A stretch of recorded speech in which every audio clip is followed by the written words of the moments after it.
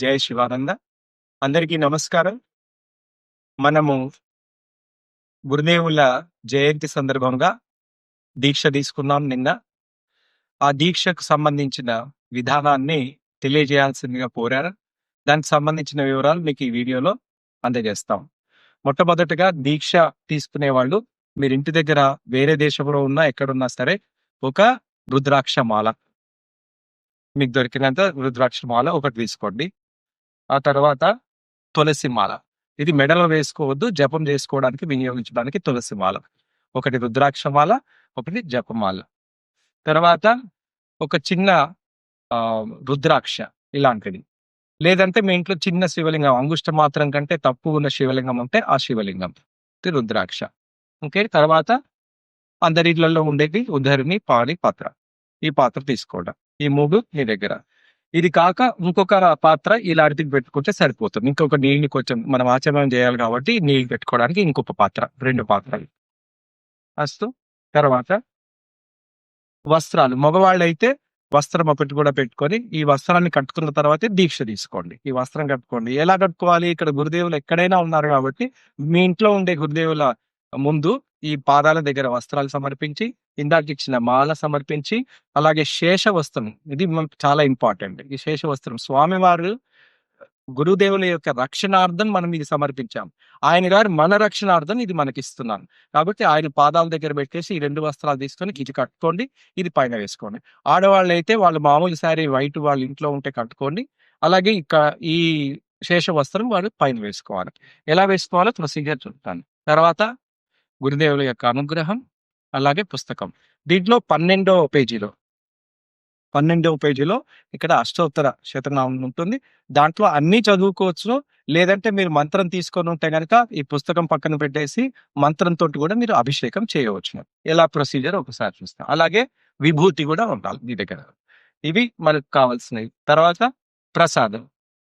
ఏ రకంగానైనా మీరు యాపిల్ గానీ, ఇంట్లో ఉండే ఫ్రూట్స్ గానీ, లేదంటే ఇంట్లో కొద్దిగా ప్రసాదం తయారు చేసైనా సరే ప్రసాదం కూడా రెడీగా పెట్టుకోండి. సో ఇప్పుడు చేయాల్సిన పని ఏంటంటే మొట్టమొదటిగా ఆచమనం చేయాలి. ఈ పాత్రతోటి 3 టైమ్స్ నోట్లోకి తీసుకొని ఆచమన మంత్రాన్ని చదువుకోవడం. రాదు, ఆచమన మంత్రం చేయడం కుదరదు, రాదు అనుకుంటే నమ శివాయ, నమ శివాయ, నమ శివాయ అని 21 సార్లు అనుకొని మనతో ప్రొసీజర్ మొదలు పెట్టవచ్చు. దీంట్లో ఈ పాత్రలో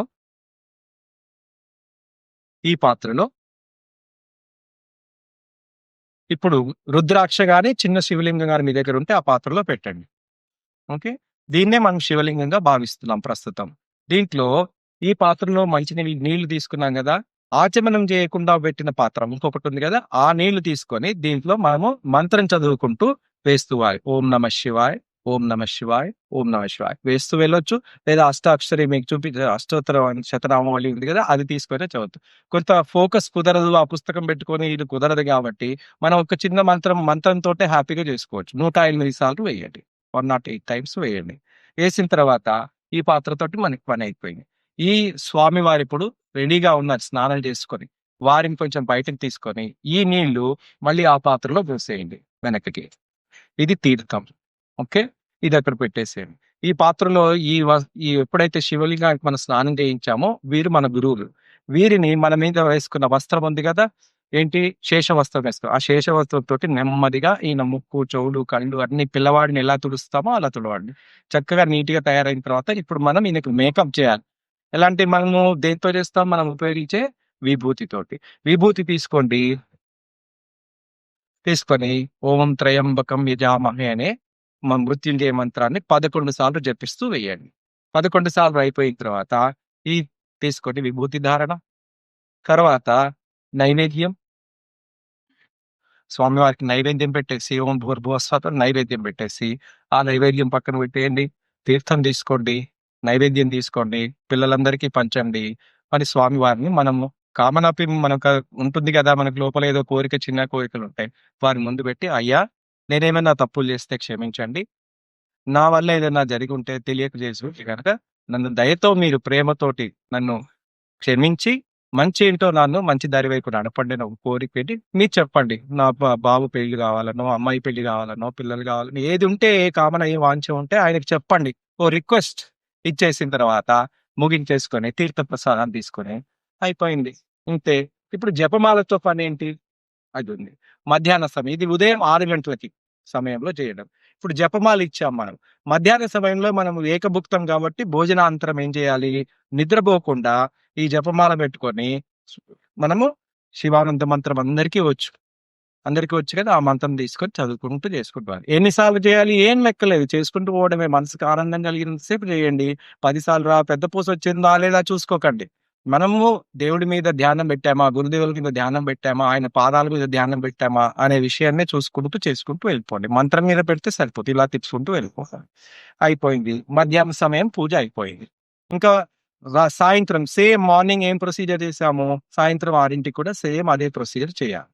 తర్వాత వస్త్రము ఇది కండువ ఉంది కదా! పైన మనం ఇప్పుడైతే శేష వస్త్రం ఉంది కదా! ఈ శేష వస్త్రాన్ని మీరు రాత్రి పడుకునే ముందు తీసి హ్యాంగ్ చేసేయండి. మరి ఎక్కడైనా వాష్‌రూమ్స్‌కెళ్తే గనక తీసి హ్యాంగ్ చేసి మళ్ళీ కాళ్ళు కడుక్కోండి. అది ఇంతవరకు నియమం కామన్ ఇది. ఓకే. ఈ మాల మాత్రం తీయొద్దు. లోపల మనం ఏదైతే మాల ఏసుకున్నామో తీయొద్దు. ఓకే. తర్వాత పిండిన బట్టలు అవన్నీ కూడా నార్మల్. మామూలుగా పిండుకోవడం, ఇంకో జత వేసుకోవడం కామన్. ఈ వస్త్రం పిండొద్దు. ఎట్టి పరిస్థితుల్లో ఈ వస్త్రం పిండొద్దు. 11 రోజుల నియమం ఉంటే 11 రోజులు, 10 రోజుల నియమం పెట్టుకుంటే 10 రోజులు, 9 రోజులు ఉంటే 9 రోజులు వస్త్రం మాత్రం పిండొద్దు. వేరే వాళ్ళకి ఇవ్వొద్దు, కింద పెట్టొద్దు. ఇలాంటివి చూసుకోండి. ఓకే. తర్వాత పాదాలకి మనము చెప్పులు వేసుకోకుండా ఉండండి. మీరు చలి ప్రదేశంలో ఉంటే సాక్స్ అలాంటివి అలౌడ్ నో ప్రాబ్లమ్. కానీ పాదాలకు చెప్పులు లేకుండా ఉండండి. తర్వాత భోజన నియమంలో ఉదయము టిఫిన్ అంటే అల్పాహారం తీసుకోండి. రాత్రికి అల్పాహారం. రాత్రికి మీరు తీసుకోకుండా ఫ్రూట్స్ అలాంటివి కూడా చేయొచ్చు. మధ్యాహ్నం భోజనం మాత్రం ఏకభుక్తం తీసుకుంటూ. తర్వాత ఇంకా మధ్యలో దీక్షలో మీకు అనుకోకుండా జరగదు. ఎందుకంటే మనం ఆల్రెడీ గురుదేవులకు చెప్పి పెట్టాం. మాకు ఎలాంటి ఇబ్బందులు కలగకూడదు.